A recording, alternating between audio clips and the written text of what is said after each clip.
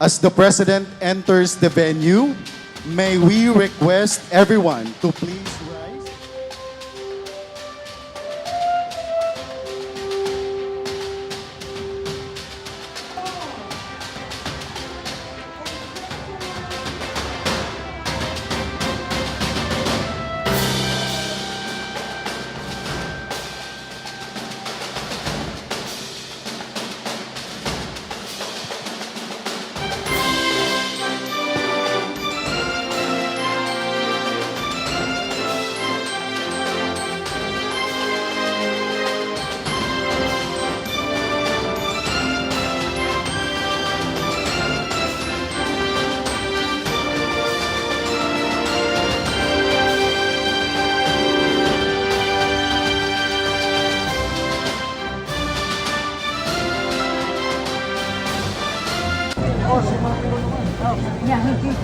Ito na. Ito sa 1973.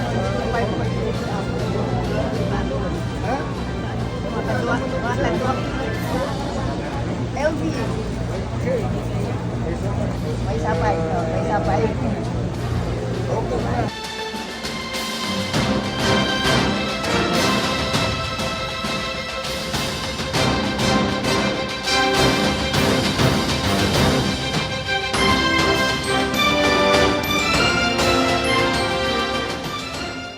To give us his welcome remarks and introduction to our keynote speaker.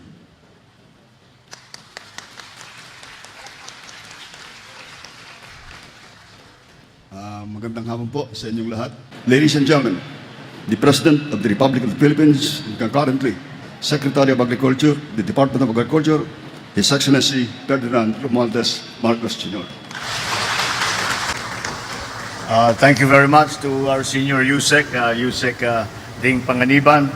Also with us here is Senator Cynthia Villar na ipinaglalaban, matagal nang ipinaglalaban ang agrikultura dito sa Pilipinas.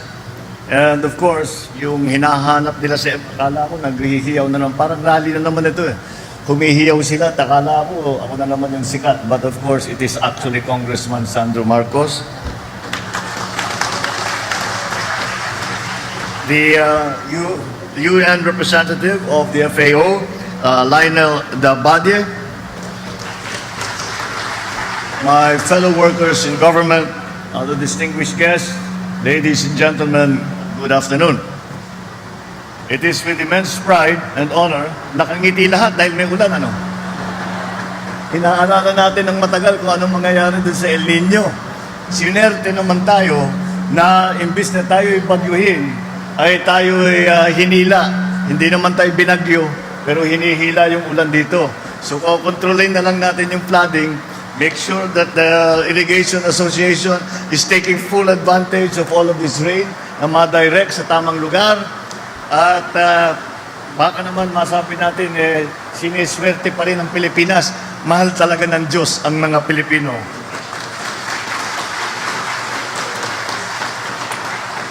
It's with very great pride that I join all of you here today to commemorate the 125th founding anniversary of the Department of Agriculture.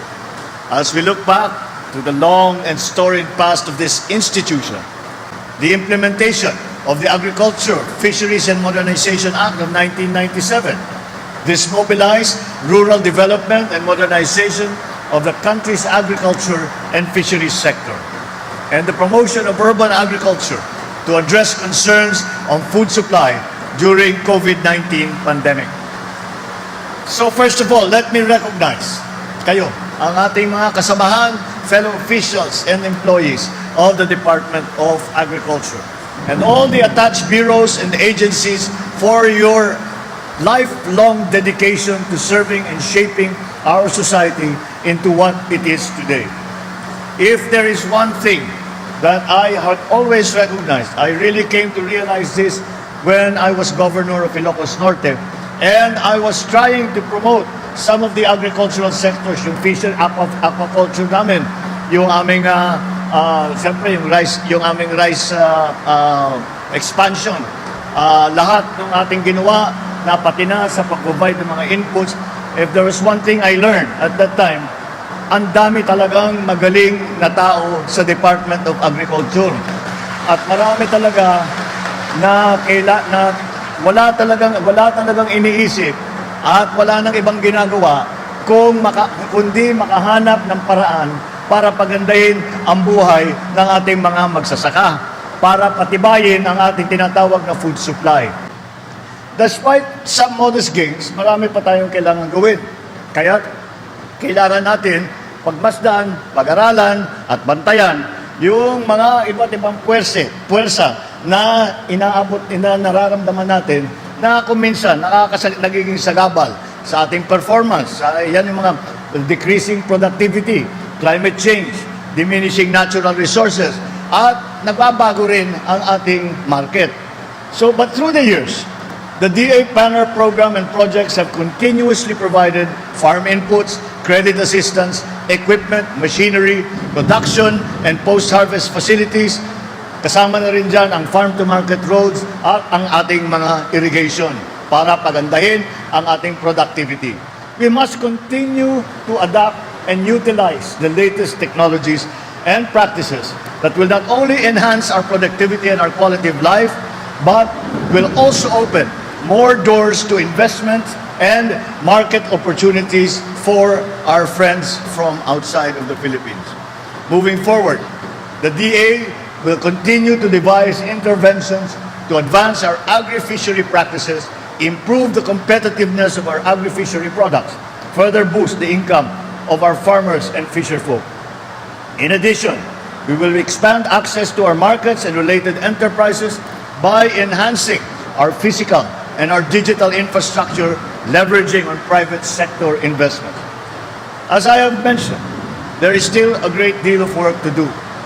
But it is on this note, I enjoin each of you to continue to exert all efforts to address the concerns of our sector so that we can achieve the goals we have set for ourselves, our sector, and for our country.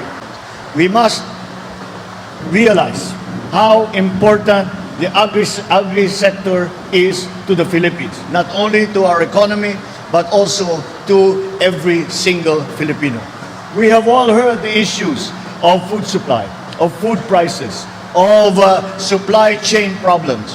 And these are all of the things that we have to overcome if we are going to be able to say that the Department of Agriculture has achieved its ultimate goal in that we are able to provide to Filipinos all of the food supply, and isama na rin natin dyan, hindi na food supply lamang ang pinag-uusapan, that we are also able to provide the nutrition that we need to give to our people so we can say that the Philippines is a healthy country. Beyond that, beyond just the problems that we are facing in terms of providing adequate agricultural commodities to our people at the price that they can afford, is if you as you know, one of the great priorities of this administration is to pull out of the pandemic economy. And every analysis, kahit hindi magsasaka ang gagawa ng analysis, kahit na yung mga nasa bangko, kahit na yung mga World Bank, mga ADB, lagi nilang sinasabi, hindi aahon ang ekonomiya ninyo kung hindi gaganda ang agrikultura ninyo. Dahil lahat ng ating ginagawa sa ekonomiya ay pinagbabasihan ay ang matibay at masigla na agricultural sector. Ganun kahalaga ang trabaho ninyo. Ganun ka-importante, hindi lamang sa pagpakain ng tao, kung hindi sa pagpaahon ng Pilipinas pagkatapos ng pandemya. Let us always keep that in the back of our mind, so we will always remember that this work is not just something that you do because you cannot find another job, you cannot find another work.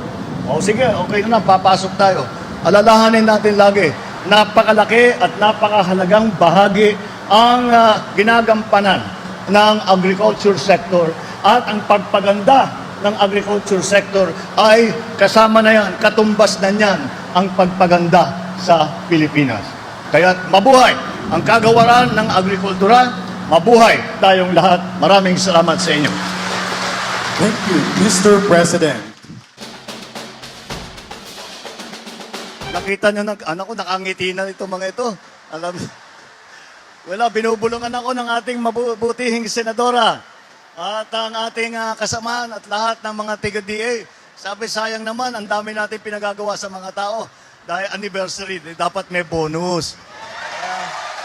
So, dagdagan naman natin ng konting bonus para naman, sabi naman ni Yusek Ding, may savings naman daw kayo. Bakit hindi? Ayan, inuna ko na dun sa selfie para nakangiti kayo lahat sa picture.